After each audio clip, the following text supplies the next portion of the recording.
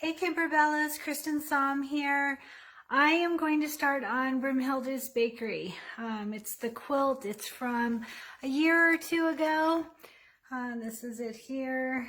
So hoping those that have it want to do it and will join in the fun of a group project together.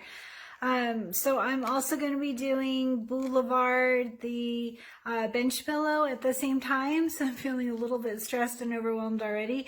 So just know that I'm going to do my best to do both projects and to do as much tutorials as I can.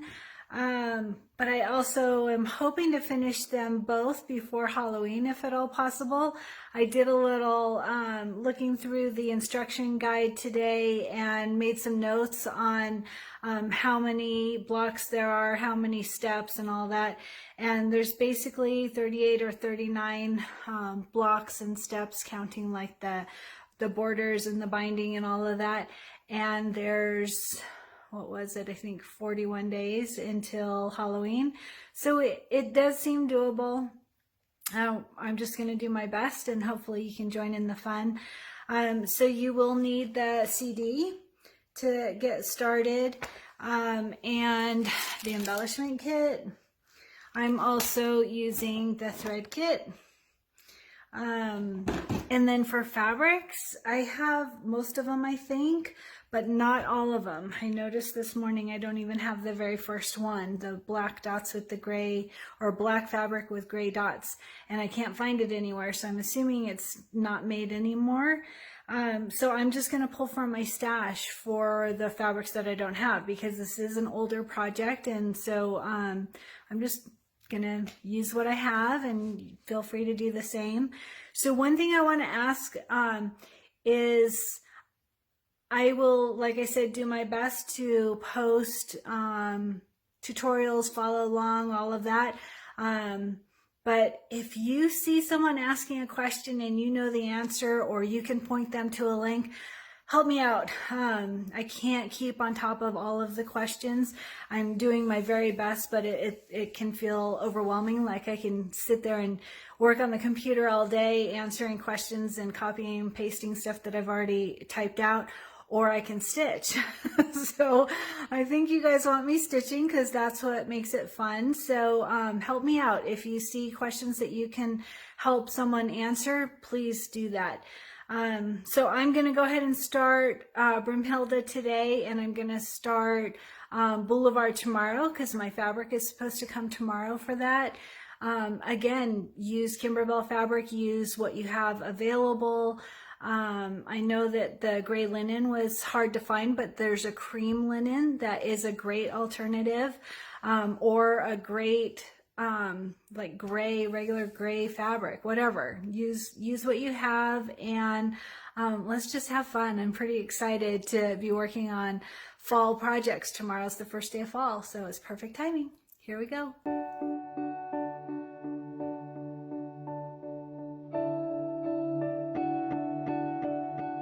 One other thing I forgot to mention is I'm going to quilt this as I go.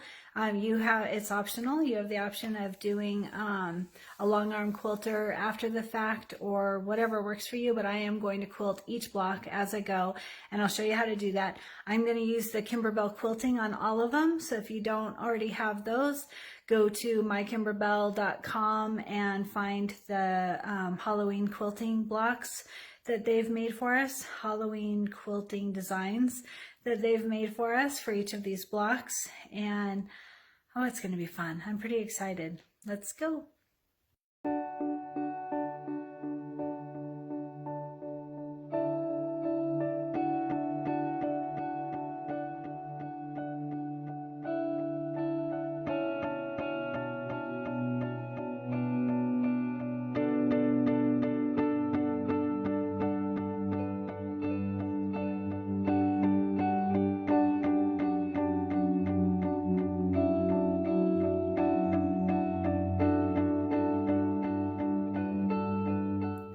Okay, Kimberbellas, a couple of things to point out for anyone that's new to quilting in the hoop. Notice our background fabric on each of our pumpkin blocks is 6.5 by 6.5. So that's what we cut our block to, our main fabric. All right, and for my main fabric, I always put SF101 or fusible mesh stabilizer onto the back of it. I think that's really important to ward off puckers. And whenever I quilt, I use batting. So main fabric, 6.5 by 6.5, just like it says in the directions. But to determine our quilting, this is the important thing here. See right here, it says square finish blocks to 4.5 by 4.5. That's how we determine the size of our quilting. Okay, so you don't go and get a 6.5 by 6.5 quilting design for our main fabric, because then you're just going to cut all of it away anyway. All right, we want it to be 4.5 by 4.5. Really, we want it 4 by 4 so that we have our seam allowance. All right, so I'm going to show you, just like we did in Love Notes, how to do all the batting steps and placement for the fabric and all that, but I wanted to just discuss how you determine what size, and it's all based on that final cut size, 4.5. So hopefully that makes sense. When you're choosing your quilting designs, make sure that it's the same as your cut size. And when I say same as, it's 4.5, but it's really not, it's 4 by 4 because we want our seam allowance clear. So another thing to mention is that you can merge the two designs together like I did on this block, or you can do your quilting and then do your applique on top separate. It doesn't matter at all, the outcome is exactly the same. So if you don't have embroidery software to merge the two, just do them separately, it's totally fine. So this is a nice small one. It's the final cut size is 4.5 by 4.5, so I'm just using my 5 by 7 hoop. If you only have a 4 by 4 hoop, I don't think you can do this quilt, but if you were, you would have to take out the steps that make it the quilting larger, and that's easy to do. We talked about that on several videos, but most of you should have a 5 by 7 hoop or larger for this project anyway. So we're going to go ahead and get started. I'm using tearaway stabilizer. You can use cutaway or mesh, whatever works for you. I like to just use tearaway. It's easy and it's less expensive. So anyway, let's get started. The first thing is going to be our quilting and our batting. So I'm going to go through that just in easy photos. One more thing is there's been a lot of questions about why the spider webs go off into the batting is what it looks like, but it doesn't. It's just like the plaid, and I think the orange peel did. There's several designs by Kimberbell that it does not go into the batting, but it does go off the edge, and the reason is for a seamless look. After you put those after you put these blocks together, see, we're going to sew this part into our seam anyway. And from this part, let me try and do this with my fingers here. This is our batting line, and our batting line, you can see we've cut. Our main fabric is out here, but our batting is in here. So this is not going into our batting. It's just going off of the edge, which is our main fabric. It doesn't matter. It makes it super easy to stitch. There's no batting in our seams. I hope that makes sense.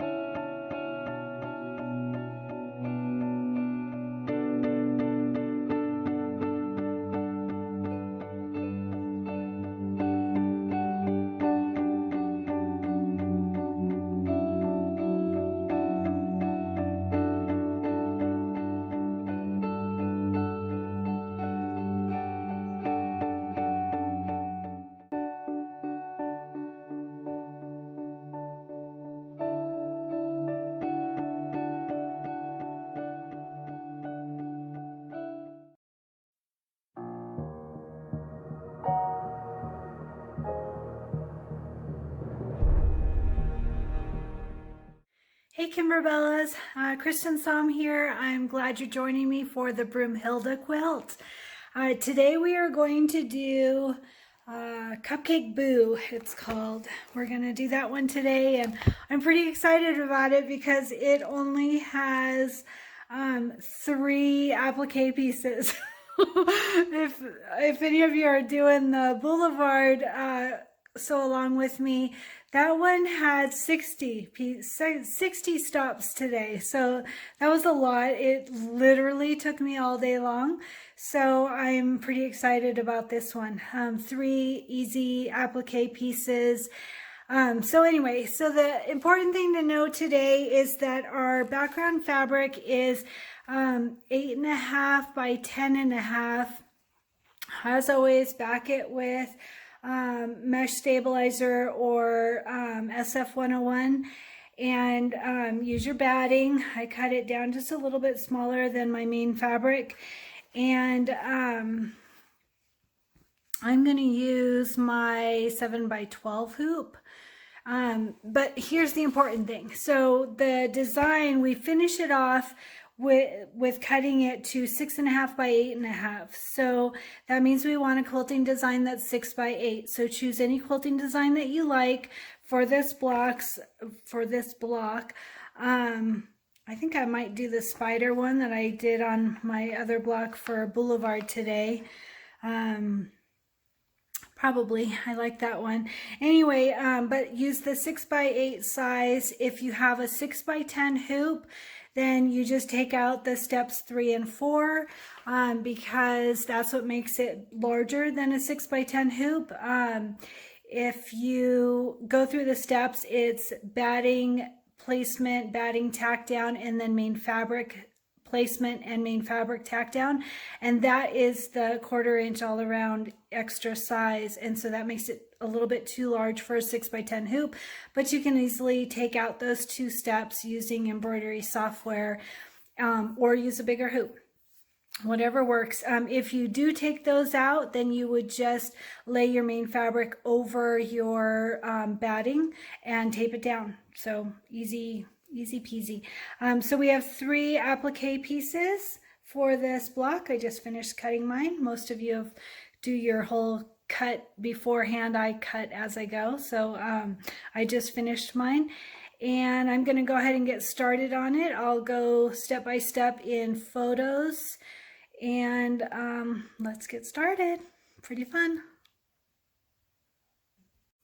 Okay, I merged my 2 designs in software. As I mentioned yesterday, you can do them completely separately or you can merge them in software. The nice thing about merging them is you can see what it's going to look like before you stitch it out. So I like to merge whenever I can. I went ahead and took out steps 3 and 4. As I mentioned, that's the main fabric placement and tack down, so that I can use my 6 by 10 hoop. And that just saves me a step. I don't have to take out the basting stitches, and it's easy to either just tape down your fabric or even kind of hold it in place a little bit until the stitching gets going. So I wanted to point out, see how this stitching goes over the side. We talked about this a little bit yesterday. I wanted to just show you, this is our batting tack down line here, and so we're going to cut that away anyway. We're going to cut to the line of our batting, so this little bit of stitching over is totally okay because it just goes into our seams that we're going to sew when we put all of our blocks together. So don't worry about that. Here it is again. So when you're doing one of these quilting designs, you do want to make sure to cut your batting as close to the stitch line as you can, because you don't really have a chance to clean it up after the fact now that it will have these stitches here. So anyway, this is all ready. Nice easy one. Let's get going.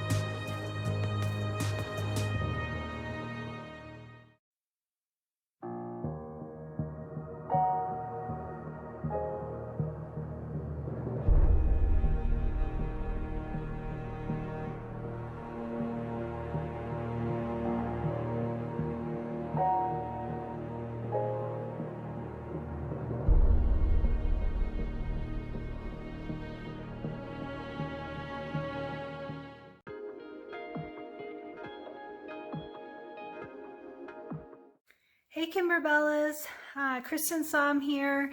Today's challenge is to make the candy corn blocks. We need 3 of them, and we're going to start with our main block at 6.5 by 6.5. As always, back it with fusible stabilizer of some sort. And these are directional fabrics, so make sure and determine which way that you want your block to go or which way you want your fabric to go for your block. And we need 3 of them, like I said. 2 of them are one direction and one is a different direction, so you'll need 2 different embroidery files. And then the main thing that we need to know, as always, is about the quilting. So if our main fabric is 6.5 by 6.5, then our final cut size is 4.5 by 4.5. So that means that we want a quilting design that's 4 by 4. So there's lots of options on Kimberbell, mykimberbell.com.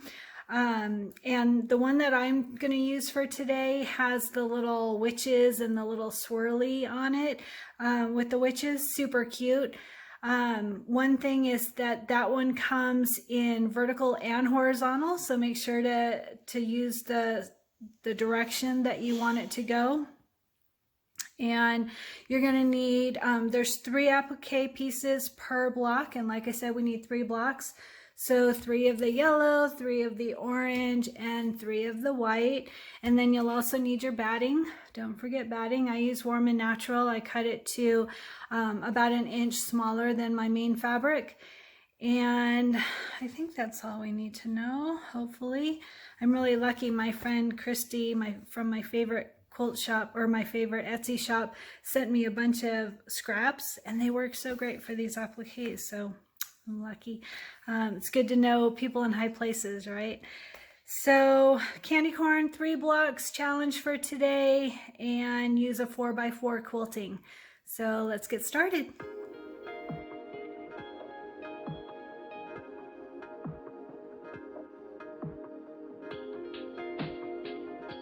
Hey Kimberbellas, I changed my mind on the quilting design for the candy corn. I am going to use this chevron instead. I had planned on doing the one with the little witch and the cute little swirly, but it turned out that the candy corn covered too much of that design. So that's another reason why I like to open these in software, is you can get an idea of what it's going to look like. So I've decided on chevron. One other thing is that I'm going to do them all in the same thread color, and it's hard to choose a thread color for quilting on such a busy fabric, but I'm going to go with purple. And one thing that I'm going to do them all the same, and the reason is because one thing I like to do before I start on a block is I like to look at the overall project, which is on the back cover of the booklet that we got. So you can see that the 3 candy corns aren't all together. They're a little bit separated. So I'm just going to do chevron on all 3 of them. If they were together, then I generally would do a different quilting design on each of them. The other thing that I've chosen to do is I put them all in one hoop, and I'm going to use my 9 by 9 hoop, or 9.5 by 9.5. It's exactly the same process, so I'll still go through all of the steps, but it's all good, no problem there. So anyway, let's get started.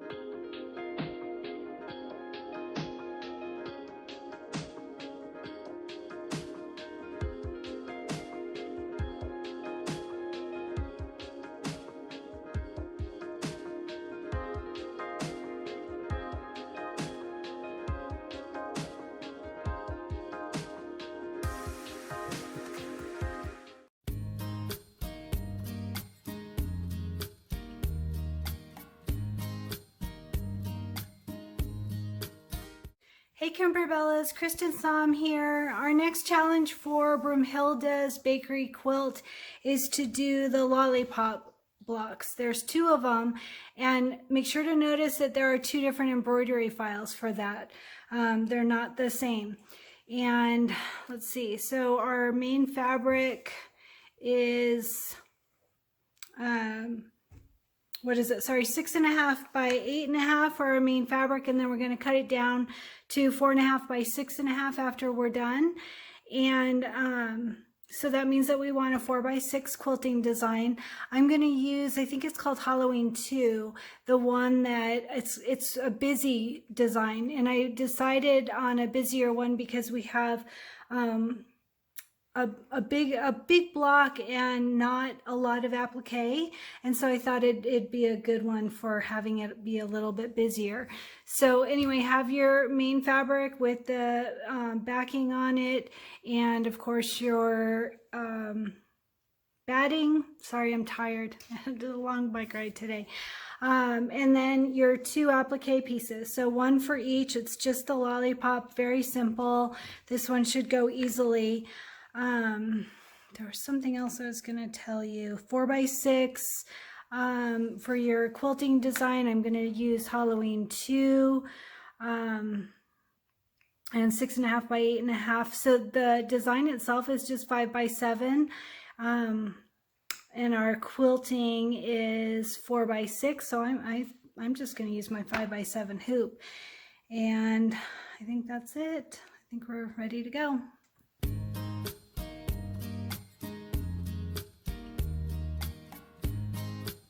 So I want to share a mistake I made. I thought this was interesting.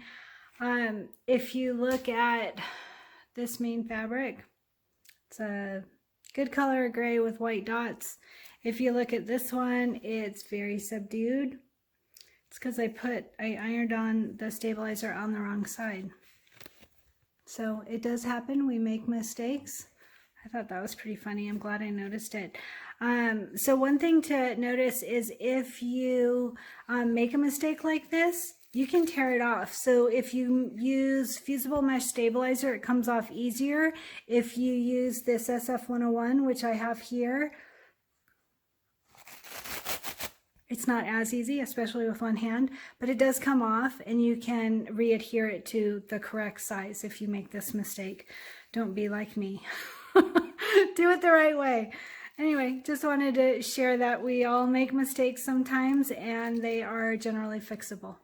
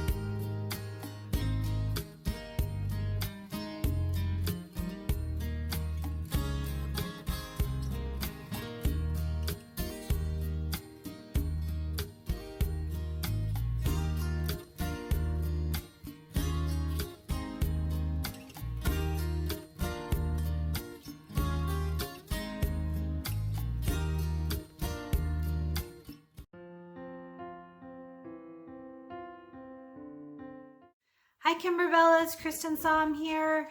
For Broomhilda, the next block is Witch Hat Striped, but I think that we should go ahead and do two. Do Witch Hat Striped and also do Witch Hat Star. They are on page, what is this, 12 of our Broomhilda booklet. And the reason I think we should do both is because they're pretty similar. They're both 10.5 by 8.5 for our main fabric, and we cut them both down to 8.5 by 6.5. So let's go ahead and just do both. So the things that you'll need, as always, is your main fabric, like I said, 10.5 by 8.5, and your batting a little bit smaller. And then your applique pieces, just a couple of them, not too bad. This is for Witch Hat Star. And then for Witch Hat Striped, we have our main fabric, also 10.5 by 8.5, backed with fusible mesh stabilizer, and our batting, and then our couple of applique pieces. So one thing, this is for Witch Hat Striped. So, I don't think it was supposed to be this. Oh, yeah, it is. I have them all. Ooh. All right. I thought that I was substituting one and I should mention that, but I think I did have them all on this. So anyway, these two blocks, and then our final cut size is 6.5 by 8.5. So I'm going to do a quilting design that's 6 by 8, and I've chosen the one with the witch and the little swirlies to the witch. I thought that'd be cute with these witch hats. I don't remember off the top of my head which number that is, and I'm not writing in my booklet, so I don't have that note. Sorry. Anyway, it was a long full day working on Boulevard today, Boulevard 5, so I'm tired. So anyway, but let's work on these two blocks. I also still need to work out, so by the time that you see this tutorial, it'll probably be pretty late. But getting there, and we're making headway on our quilt, so it's pretty good. Anyway, hope you're enjoying it, and I hope you enjoyed a day off yesterday, and let's get some playing.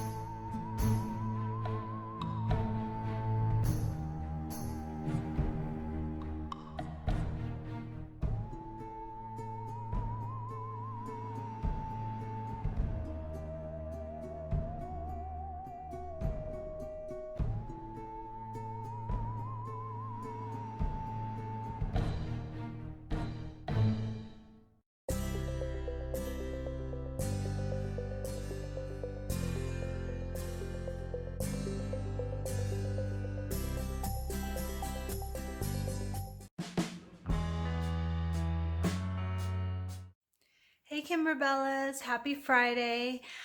Today for Broomhilda, we've got a really easy block. It's called Trick or Treat. It's on page 12 of our booklet, and it's just simple embroidery, so no applique pieces. We're going to start with our main fabric at 8.5 by 8.5, and we're going to cut it down at the end to 6.5 by 6.5. So that means that we want a quilting design that's 6 by 6. So I am going to use the spooky lines, which I think is really good for when the design is just embroidery. You don't want anything that's super busy that's going to take away from like wording especially. So I think the spooky lines will be really good for this one. And that's all we need. Don't forget your batting, and as always, back of the main fabric with fusible mesh or SF101 or whatever. I hear Kimberbell's coming out with something for us along those lines. That'll be exciting to see. Anyway, that's it. Let's get started.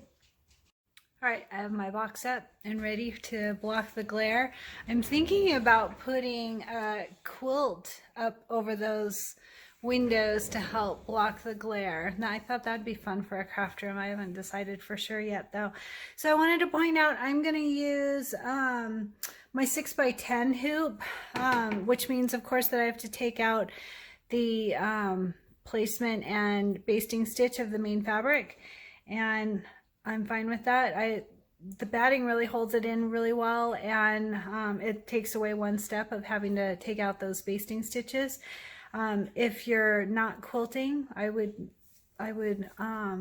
make sure to tape down your fabric, but the batting really holds it, and I'm pretty good about watching my machine. So do what works for you. I'm using my 6 by 10 hoop. I've got cutaway in my hoop. Since we're doing only embroidery, you want to have a good cutaway, preferably over tearaway.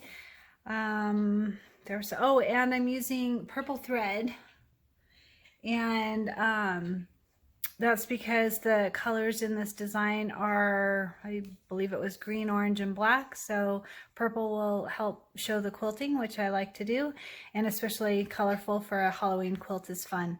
So anyway, let's get started.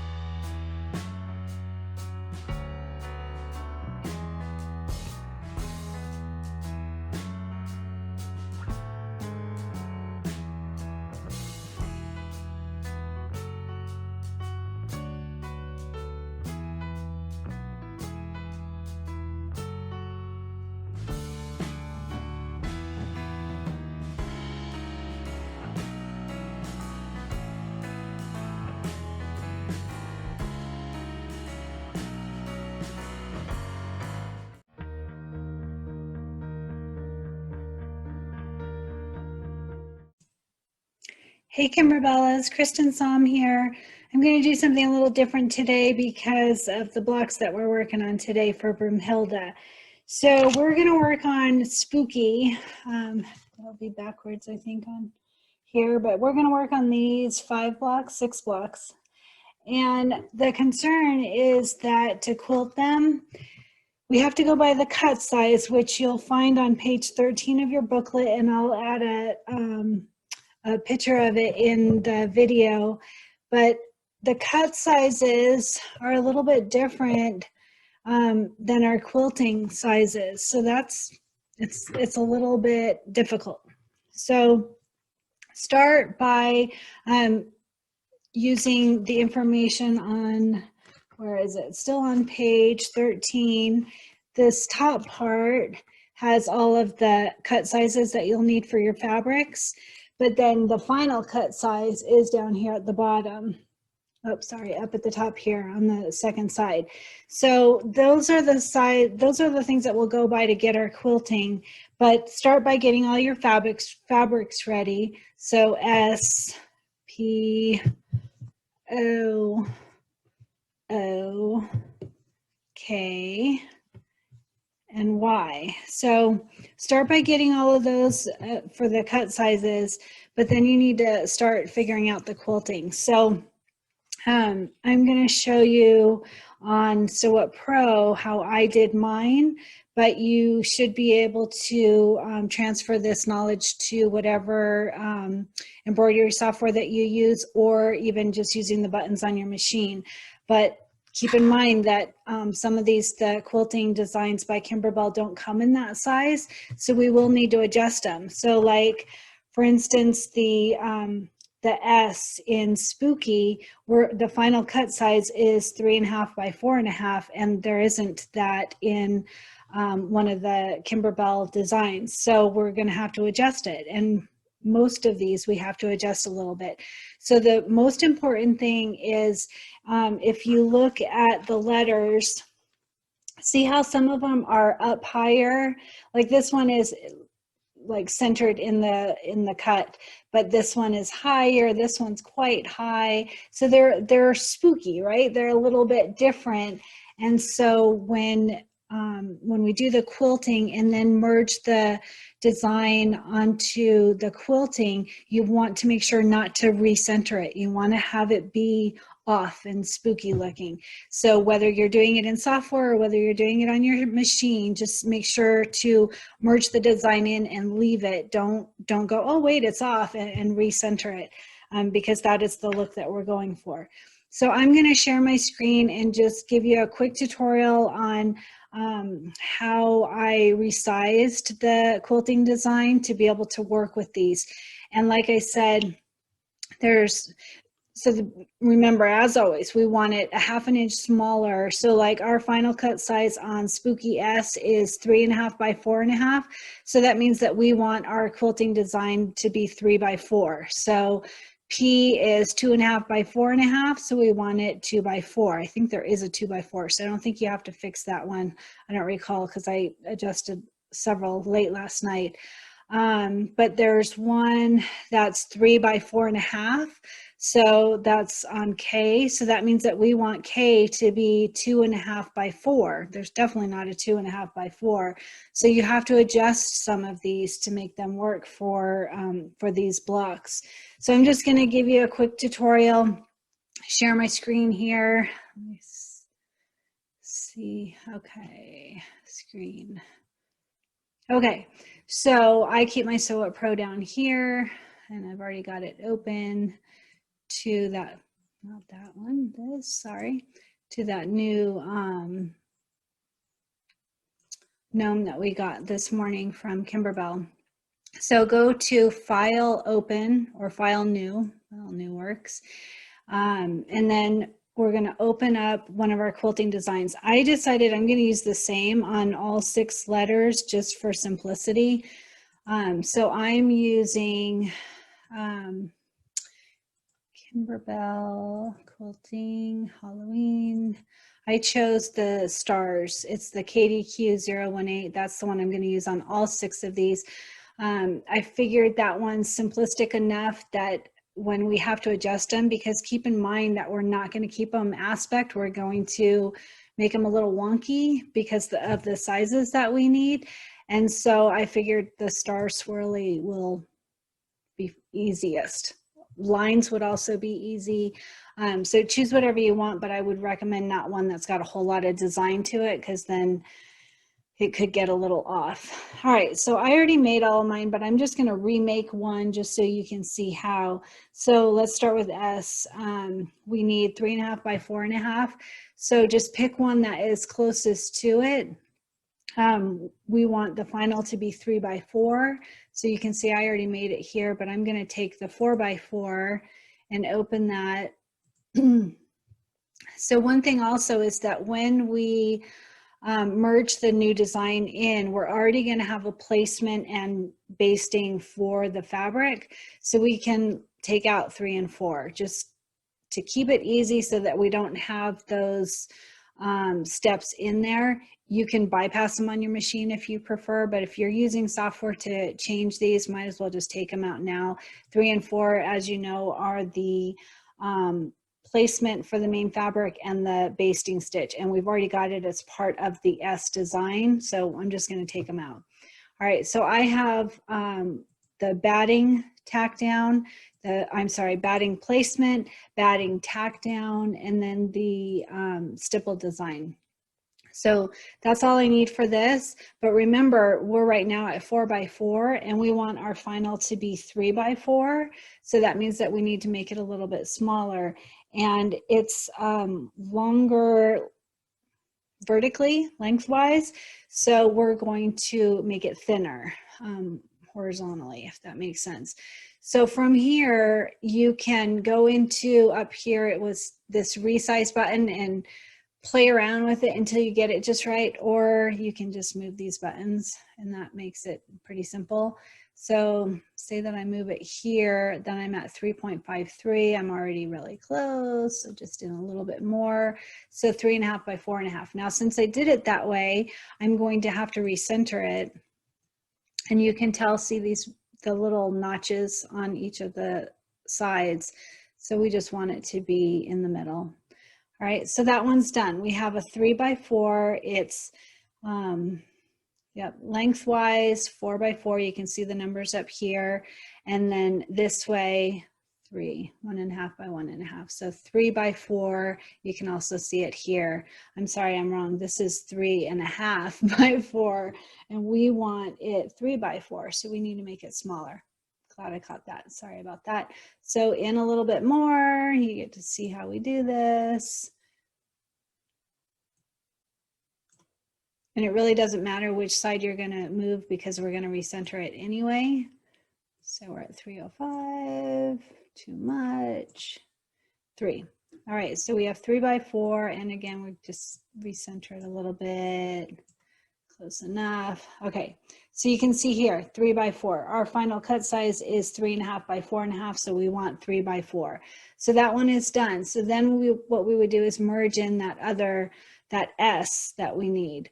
So we go to File, Merge, and then I have got mine on my desktop under Broomhilda, Embroidery Files, Pez, Broomhilda Quilt.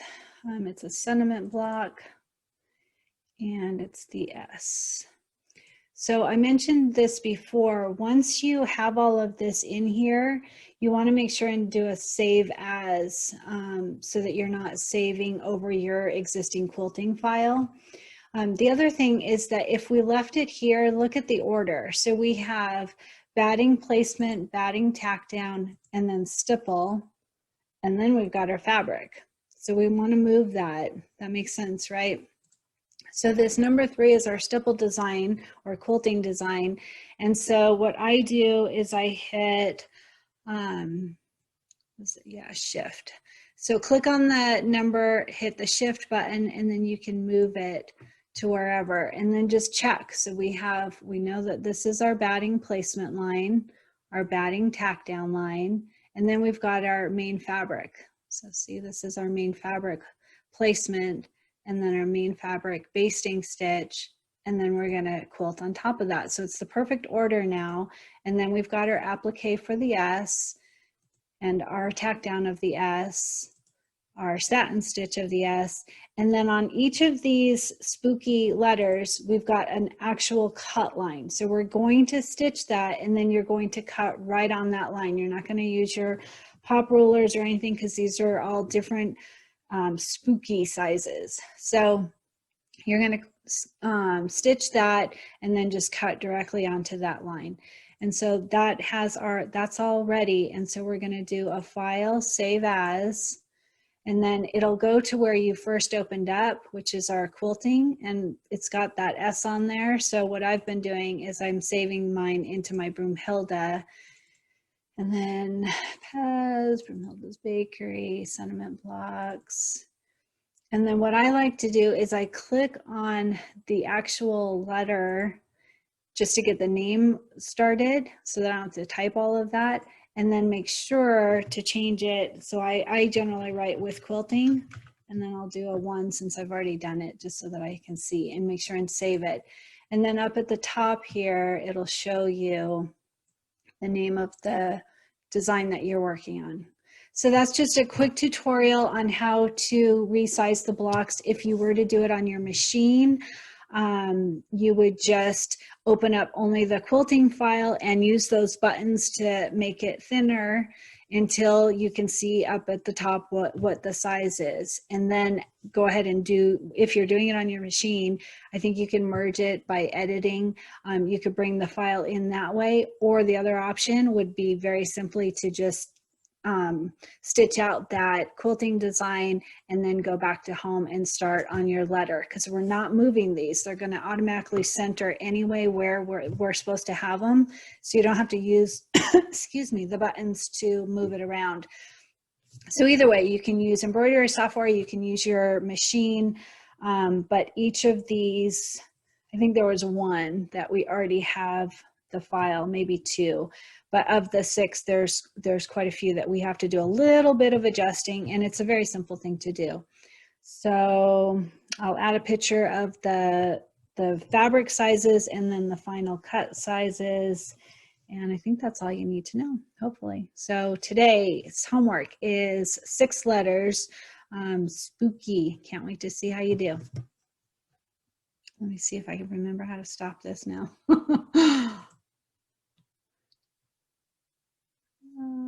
Screen sharing. Stop share. Thanks, guys. Can't wait to see your homework. Get it done.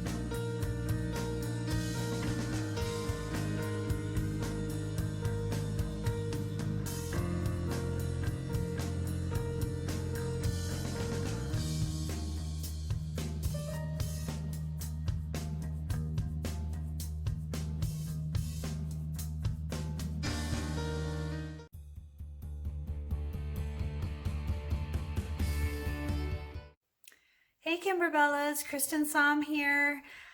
Today we're going to work on the Broomhilda quilt, and today we're doing no boots, no broom, no service. All 3 blocks, very simple. We're going to start with our blocks or our fabrics at 6.5 by 6.5, and of course our batting for each one.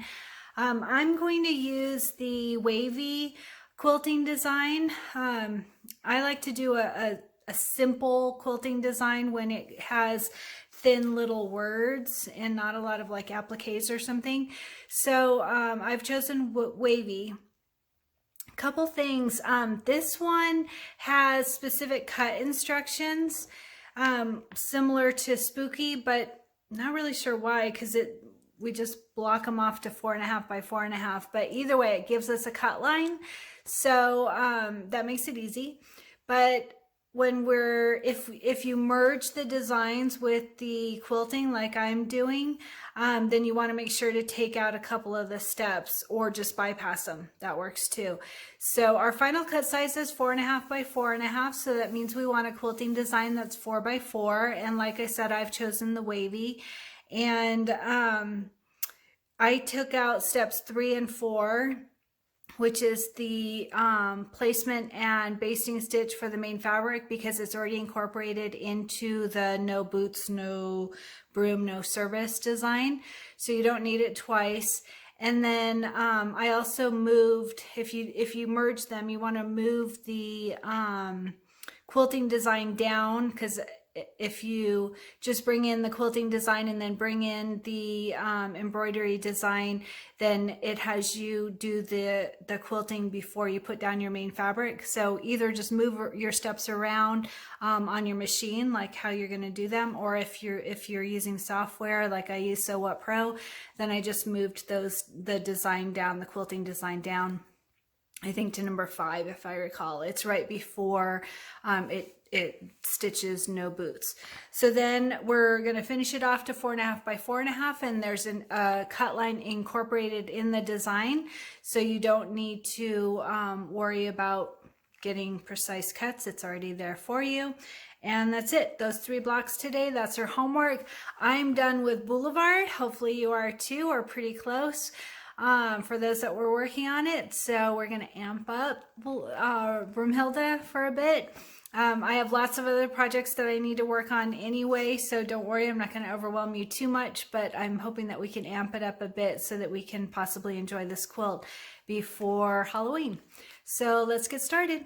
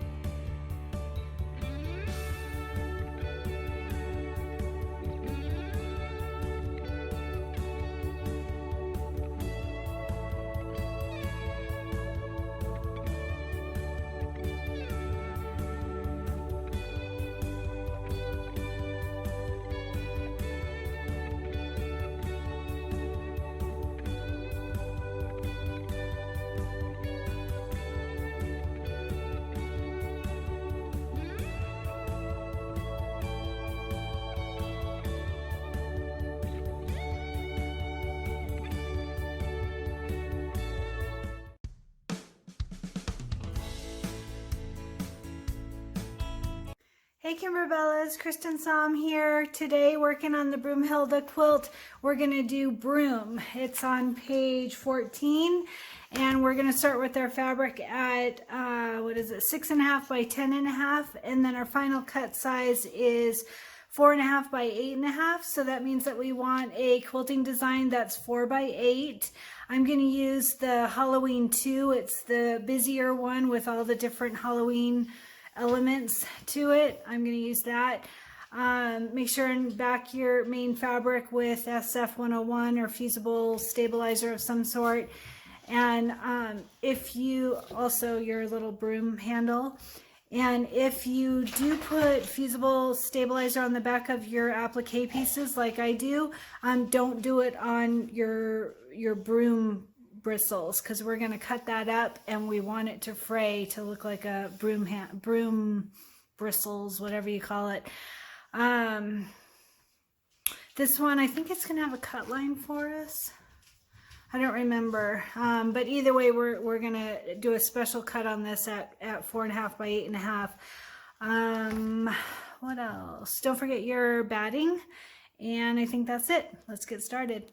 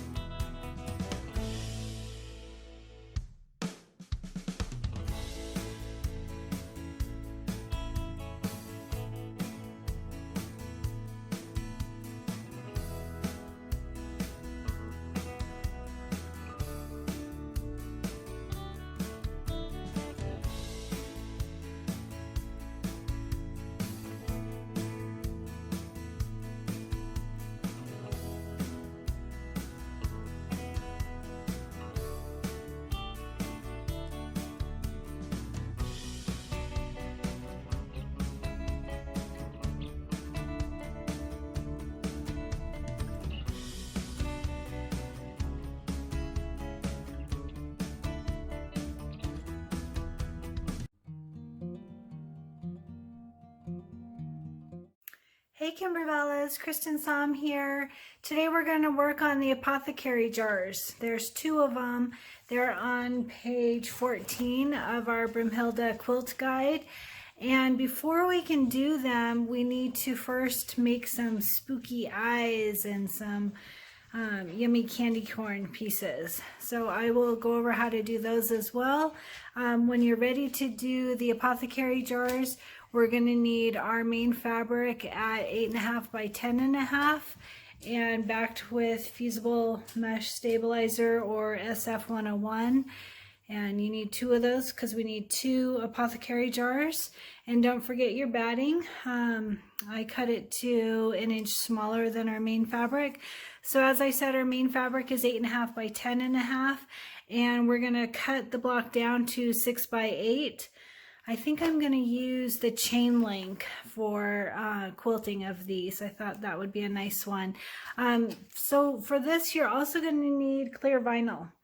I use the Kimberbell clear vinyl. It is 12 gauge, so a nice thickness to hold in our spooky eyes and our candy corn pieces. So that'll be fun. So 6 by 8 quilting, I'm going to do the chain link, and we've got our fabrics. It's a pretty easy, looks to be a pretty easy dimensional block, but don't forget to do your candy corn pieces and your eyes first, and I'll go over how to do those too. So we're all set.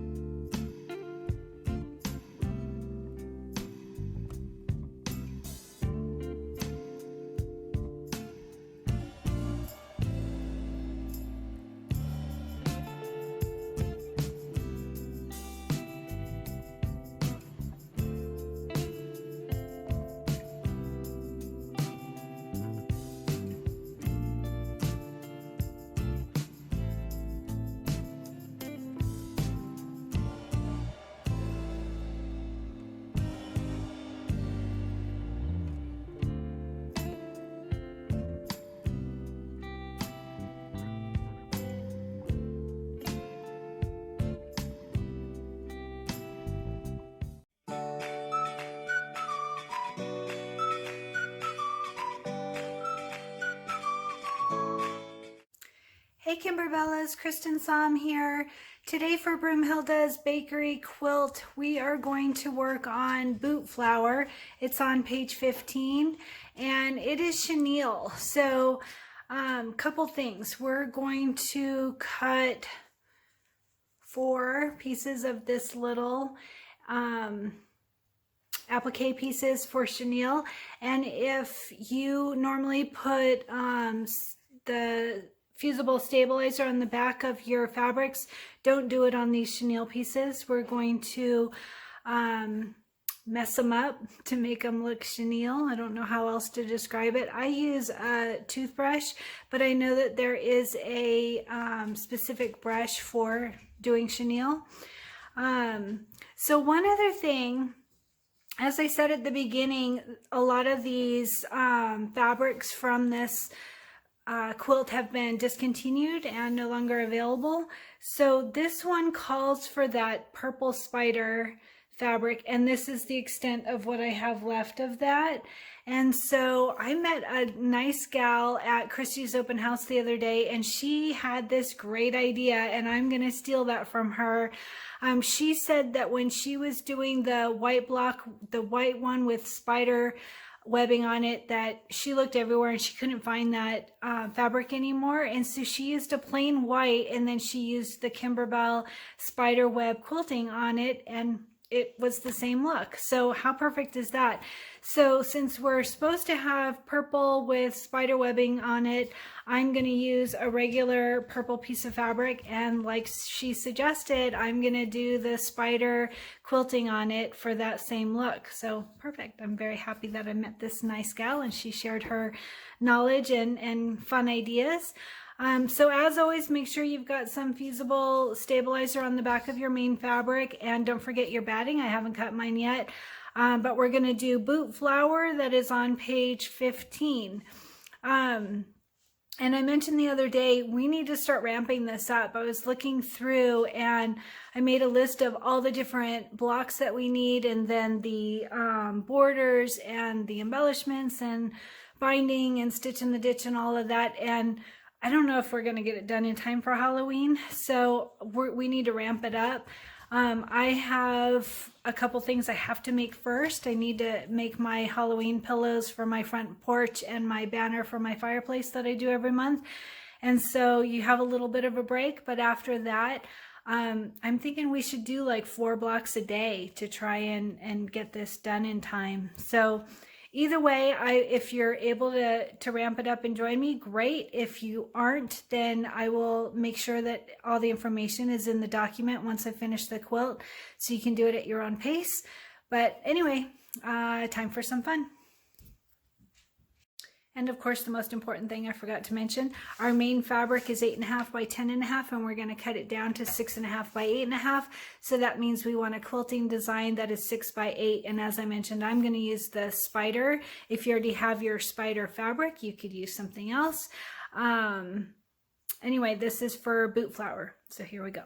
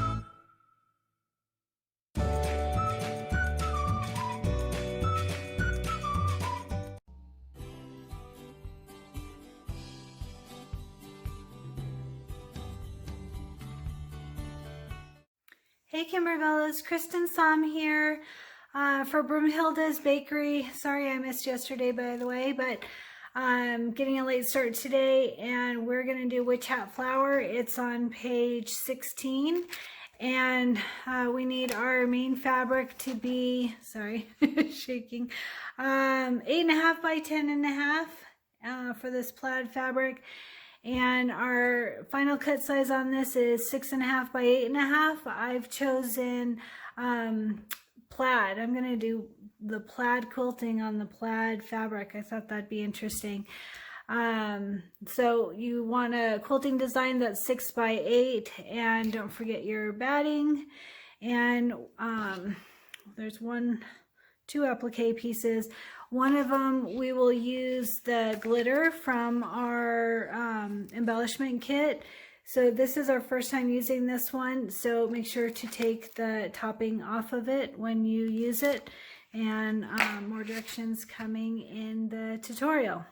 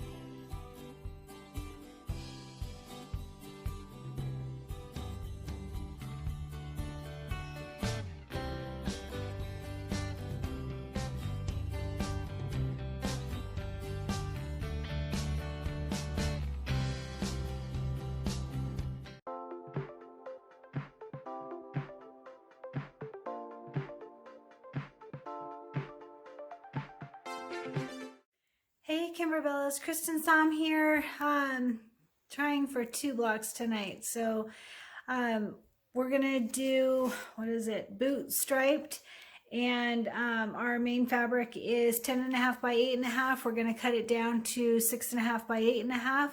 So that means we want a quilting design that is 6 by 8. I've chosen orange peel. That's what I'm gonna use for this one. So main fabric, make sure that it's got your fusible stabilizer on the back, and 3 applique pieces. So there's this dotted one, which I think has been discontinued, but if you still have some, great. If not, use something else, that'll work fine too. And for the buckle, and then we're going to use our glitter sheet for the main part of the boot. And don't forget to, one-handed here, take the topping off and do this. All right, so there's a topping, and I'll give more directions in the photos. Did I mention batting? Don't forget your batting. You can cut that to 1 inch larger than your cut size. So our cut size is 6.5 by 8.5. You can cut that to 7 by 9 even will work, or a little bit smaller than your main fabric, whatever works for you. And that's it, boot striped. It's on page 16. Here we go.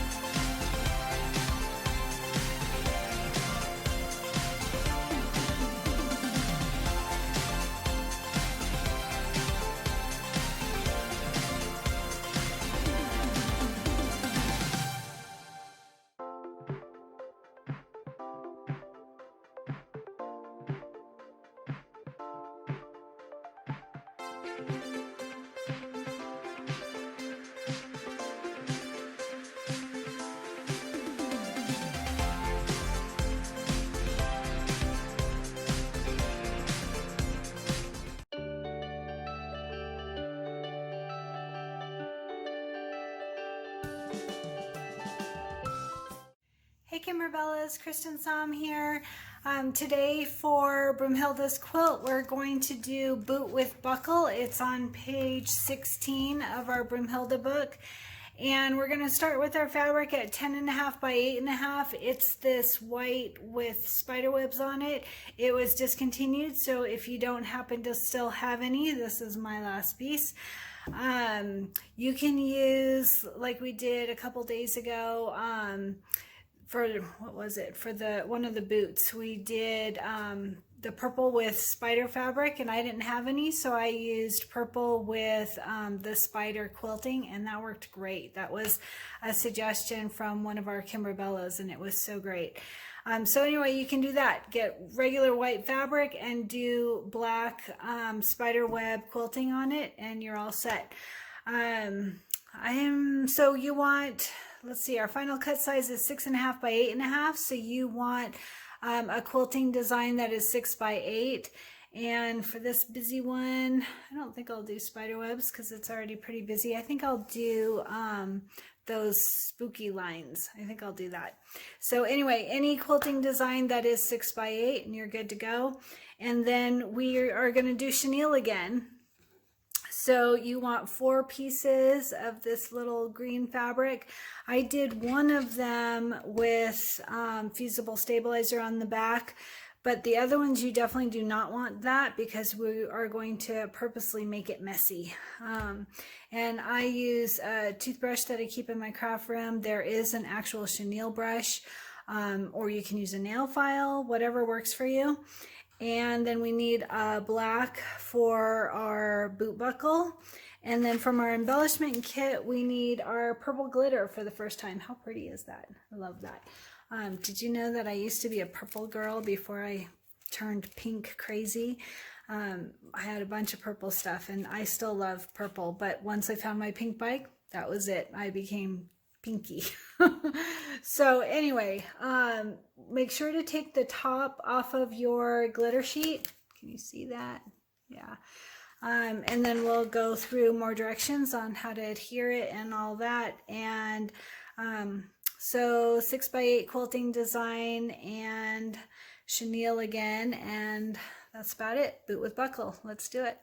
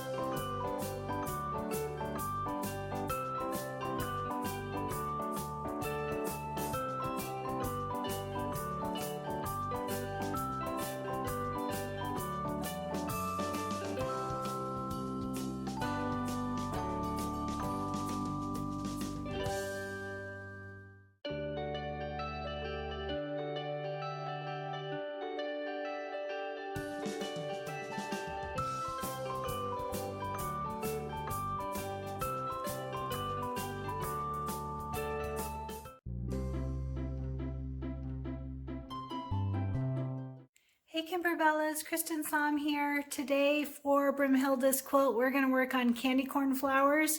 It's a mylar block. So a couple things.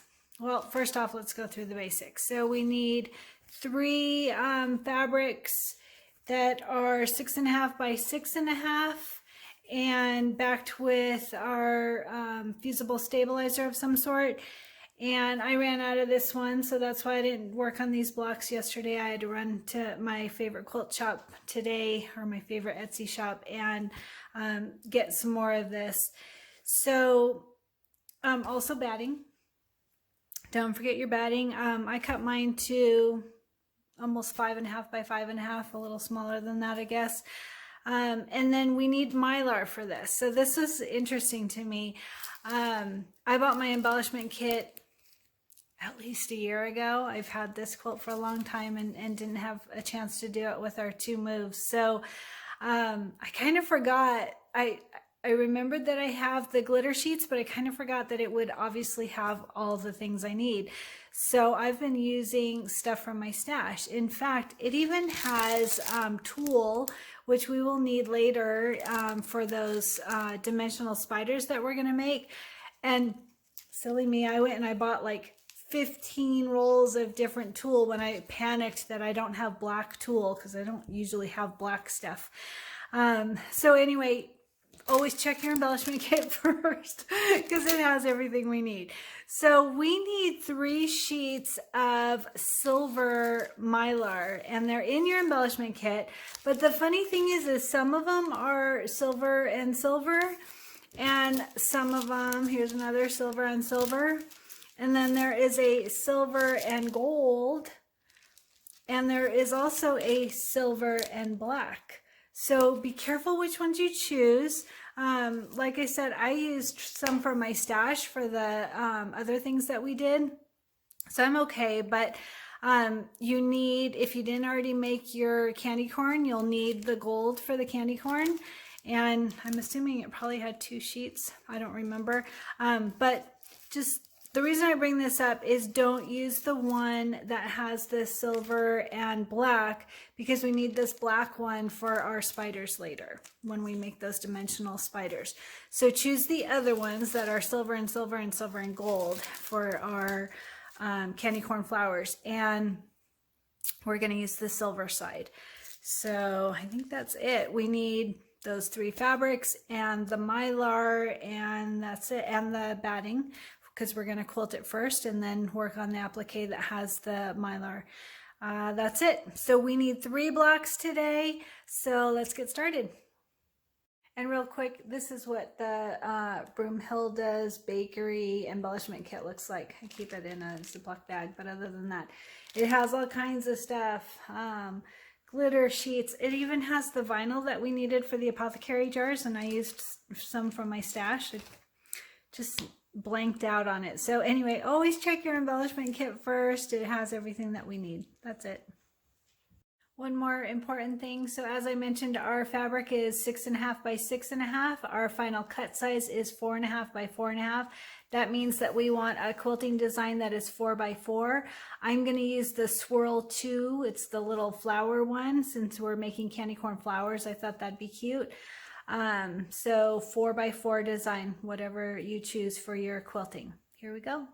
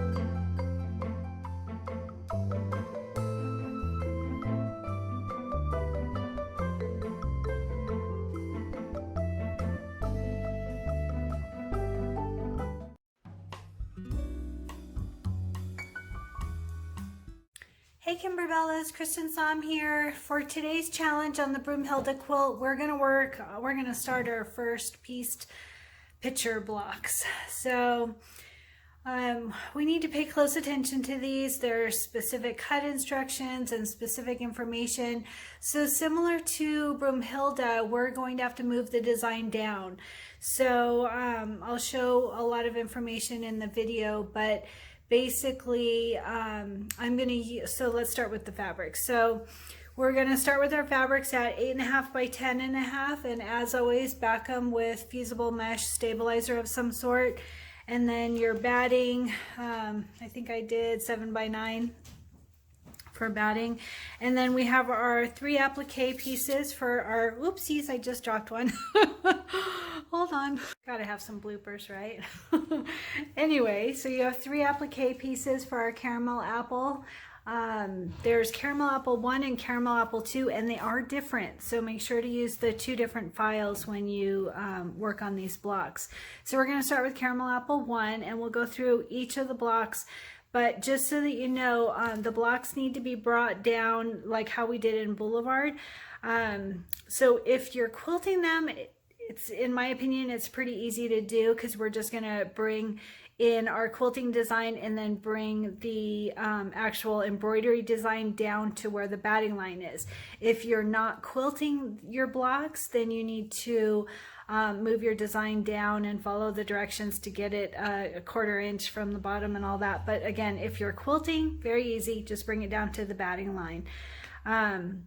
So you can do that on your machine, or you can do it in embroidery software. I've done mine on embroidery software. I find it easier. But if you're doing it on your machine, you would just open up your quilting design and stitch that out, and then bring, or edit. You can do them both at the same time, either way. So anyway, you'd bring in your embroidery design and just move it down using the buttons on your machine to bring it down. Very simple to do. So anyway, our final cut size on this one is 6.5 by 8.5. So this one is usual. So this one's not weird at all. So that means that we want a quilting design that is 6 by 8. I've chosen Halloween 2, I think it's called. It's the busy one. I decided that I didn't want one that had to line up exactly right. So like if you were to do chevron or wavy lines or regular lines or even plaid, you'd have to line it up or just get over it, of course. But I decided to do one that doesn't need lining up. So I chose Halloween 2 for that purpose. I think spider web would work. You could do that, but whatever works for you. So you want a 6 by 8 design, and when you cut it, we're going to already do this with our quilting, but when we cut it, we're going to have our caramel apple a 1/4 inch from the bottom. Square finish block to 6.5 by 8.5 with apple centered horizontally and 1/4 inch from the bottom edge of the fabric. So that's easy for us to do because of the quilting. So this one won't be a problem later as we continue on this pieced picture block project. Say that 10 times fast. So there's a couple of weird things. So like on caramel apple 2 is the same, not a problem, of course, different file, but the cutting size is the same. And then for the frog, that one we square the block to 8.5 by 6.5. There was something different. I'll have to look at that again. On the plate, we're gonna square it off to 8.5 by 6.25. So that means that we need to shrink down our size a little bit and have it lined up right. So we'll go over all of that. And then we also need 2 border blocks on this, and the border blocks are 5.5 by 6.5. Border blocks 5.5 by 6.25. So we need to shrink down, like make it narrower, our quilting design. So we'll go over that again, but for today we're just going to start with caramel apple 1, and it's pretty simple. So let's go ahead and get started, and we'll go over the rest as we go.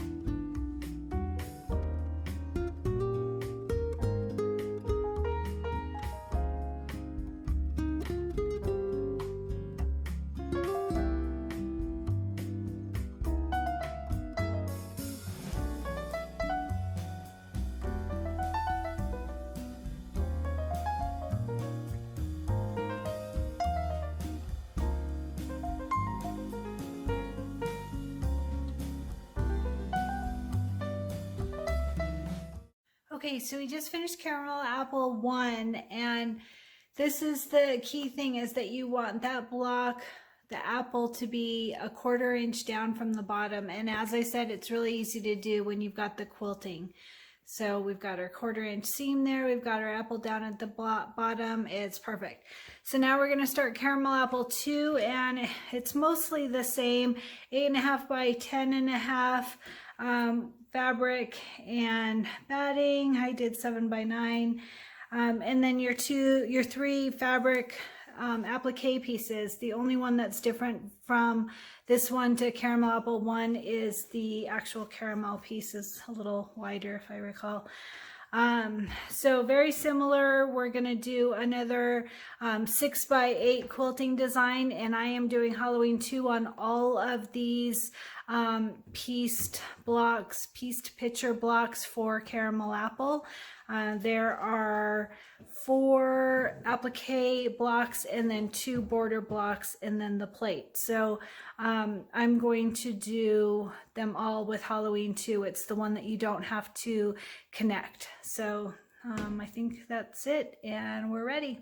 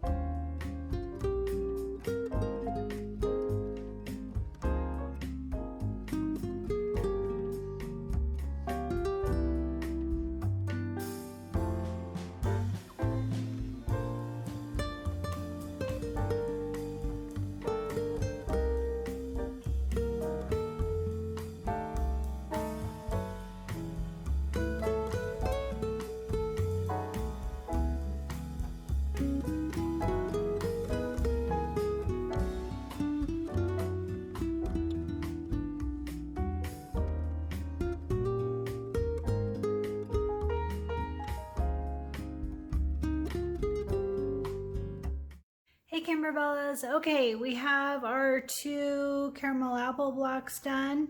So next up is caramel apple frog, and it's all the same as far as nothing too weird on this one.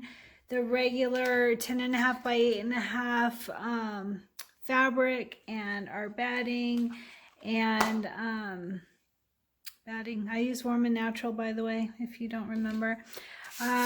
And we need our green glitter sheet from our embellishment kit. Don't forget to take off the top layer. I'm not gonna be able to do it with my anyway. Take off the top layer of the plastic before you do it, and we will heat seal it onto our project. I'll show that later. And then 2 little applique pieces for the eyes and for where it says gulp. So one weird thing is that it says to finish it off 8.5 by 6.5, and the other 2 say 6.5 by 8.5. So it makes you think that it's the wide end, but it's not. It's the same size as the other 2. So I looked to see if there was a product update just to confirm, and there wasn't anything on this Broomhilda embroidery version. So just cut your block the regular way like we did the caramel apple blocks, and we're good to go. So caramel apple frog is up next. Let's do it.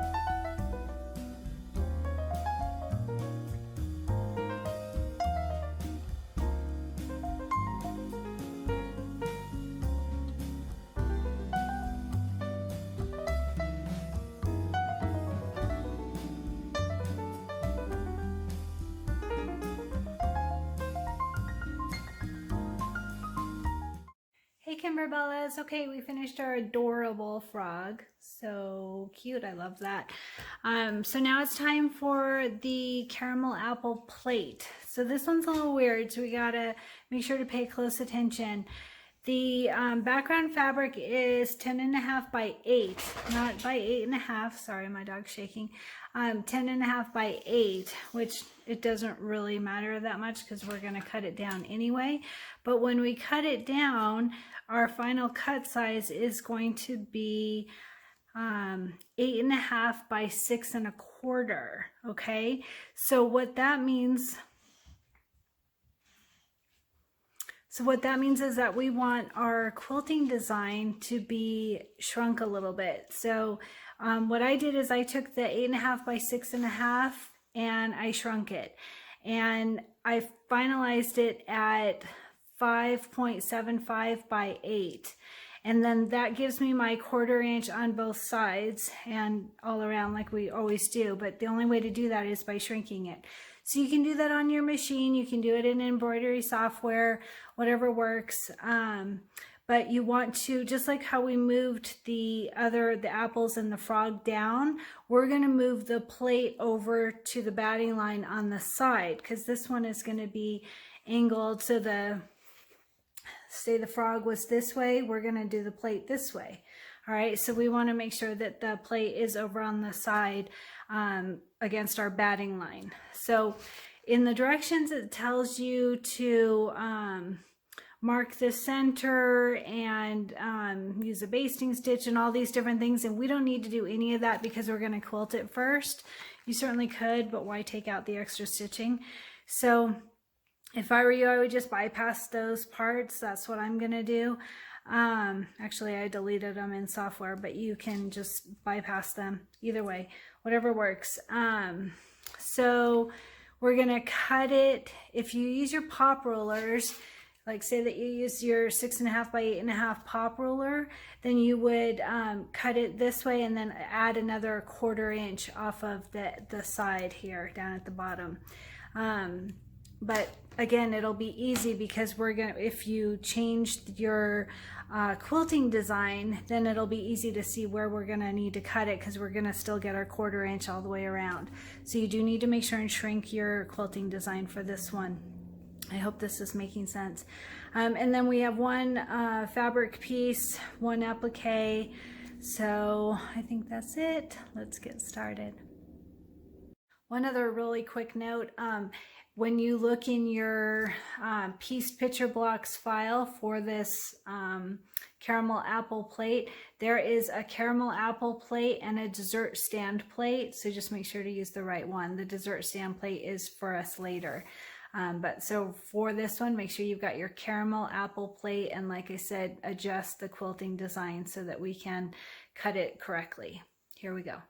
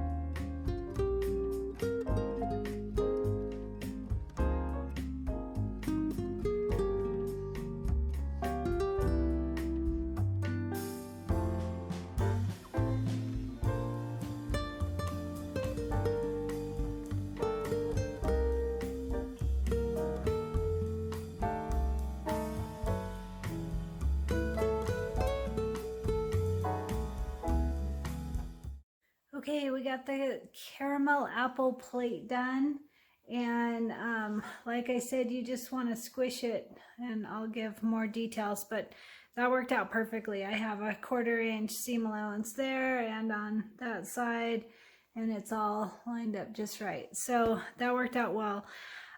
So now our next task is 2 border blocks. And as I mentioned, we want those to be 5.5 by 6.25. I think it was 5.5 by 6.25. My tired eyes. It's been a long day. Yes, 5.5 by 6.25. So again, we got to squish it, our quilting design, just a bit. And these are just border blocks, so they're perfectly plain. I cut mine larger, and then I'll cut them down after I quilt them and the batting.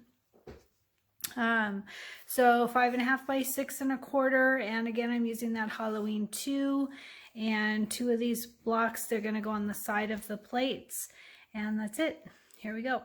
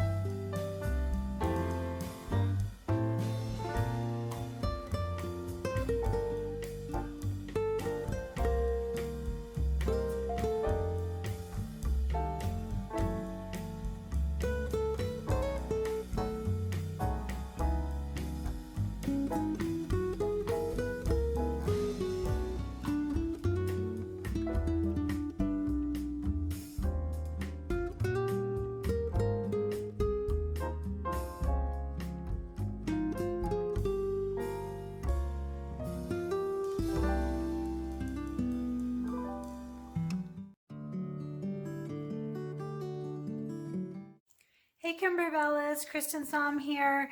Today we're going to work on dessert stand frog.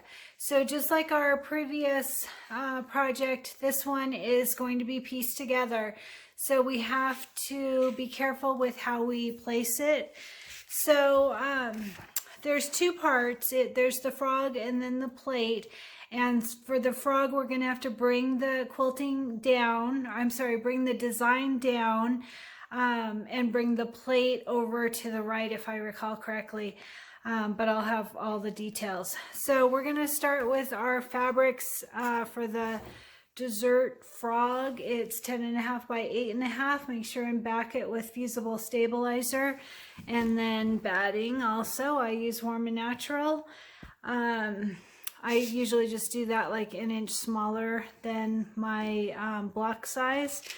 And then we need our glitter sheet that's in our embellishment kit, the green for the frog, and some white chevron. I'm using a scrap for his eyes.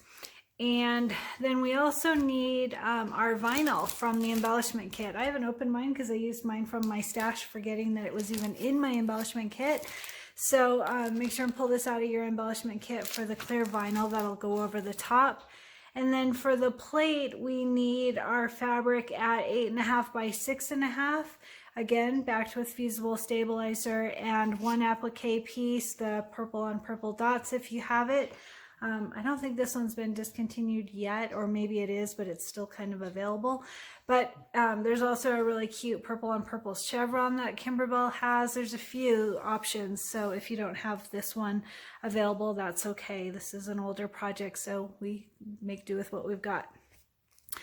So again, another piece of batting for the second piece. So it's two different parts, dessert stand frog and dessert stand plate. For the dessert stand frog, we're gonna cut, our final cut size is 6.5 by 4.5. Sorry, 6.5 by 8.5. So our quilting design is gonna be 6 by 8. I'm gonna use that Halloween 2 that I used on the previous pieced picture blocks, just because that one you don't have to line it all up just right. So, and I looked at, so I like to do this. This is my little cheat. If you look in your guide, there's a picture on the back of the front cover, and you can see that our previous pieced picture block is down here on the quilt, and the one we're going to work on next is way up here. So it's okay to me that I'm using the same quilting for these. So I'm using Halloween 2, and again, the reason is so you don't have to line it up just right, whereas if you were doing like lines or plaid or wavy or any of those cute ones, you'd have to line it up, or you don't really have to, but my brain would go, oh, you got to line it up right. So anyway, it's up to you. Choose one that's 6 by 8. And then for the plate, dessert stand plate, our finished size is 6.5 by 4.5. So choose a quilting design that is 6 by 4. Here we go.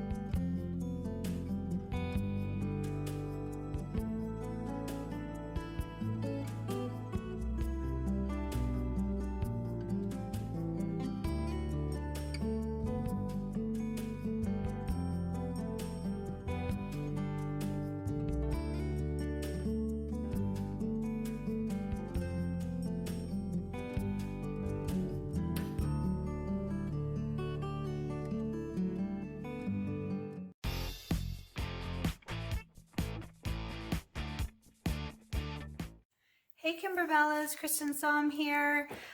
Today's challenge, we are gonna do dessert stand witch cupcake. So one interesting thing is the dessert stand is the same one that we used yesterday for the dessert stand frog. So if you've already created a quilting design, you can use the same one for that. I'm going to do a different one. I'm going to do the new Wavy 3, I think it's called. I thought that'd be a fun one for this. So we're going to start with our fabric at 8.5 by 10.5, and as always, back it with fusible stabilizer and some batting. I think I cut mine to 7 by 9 for this.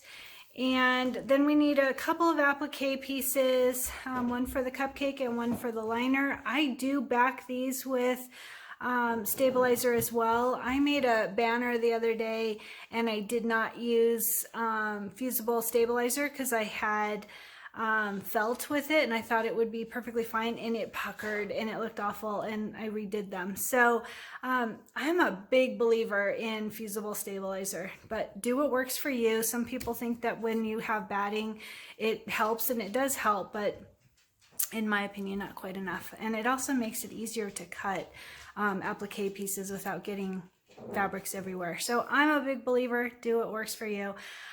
So on that one, on the dessert stand witch cupcake, like I said, we start with our fabric at 8.5 by 10.5, and then we're going to cut it to 6.5 by 8.5.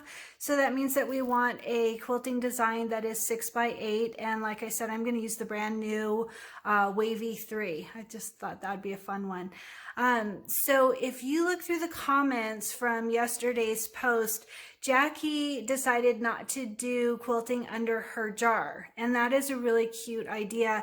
In fact, I did that and showed a tutorial on Love Notes when we did the jar of hearts. So there is a tutorial out there if you decide to do that. Basically, you either bring it into software and manually erase each of the quilting design that is under the jar. Or if you have one of those specialty machines, like I've got a Dream Machine 2, yay me, I'm so excited.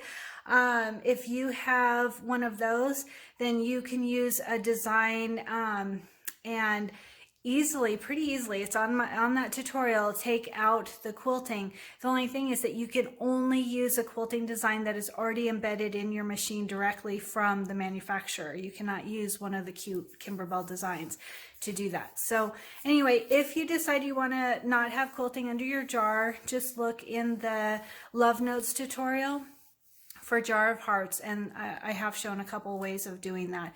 I'm not going to do it. I think it looks cute to have it. It looks like it's just behind the jar because it's not over the jar.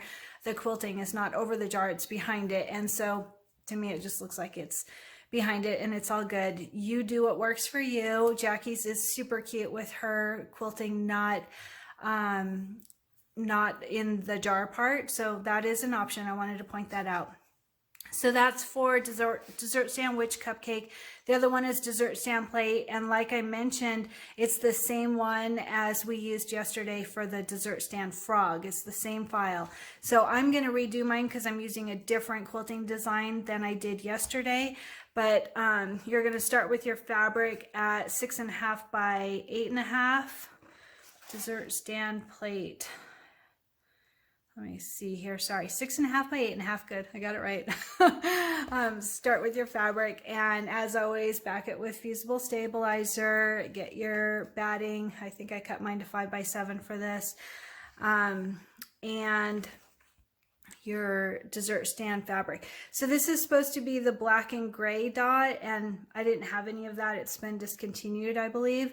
So I'm using black with white dot. Use whatever you have. There's a cute herringbone, is that what it's called? Houndstooth. There's a cute fabric for that. There's also the one from Make Yourself at Home with the swirly lines. I don't know what you call it. And Boardwalk has a cute swirly line. There's several black and gray by Kimberbell fabrics. So if you want to use that, or black and white dot, whatever works. And so for that one, we're going to square it off to 6.5 by 4.5. So you want a quilting design that is 6x4. And as I mentioned, I'm going to use the wavy 3. And don't forget your vinyl that's in your embellishment kit. And you'll need that for the jar top. And there's specific cut instructions on this, so I will do that through photos, and just let me know if you have any questions. So let's get started. By the way, I am going to the pumpkin patch today. I'm pretty excited. It's like record cold temperature here this weekend in Idaho, and hubby's finally taking me somewhere. It's so funny because I don't do super great in cold, but I am excited to go somewhere. So leave me a comment and tell me what fun thing you're doing this weekend other than you're working on Broomhilda. So anyway, have a great weekend and let's get started.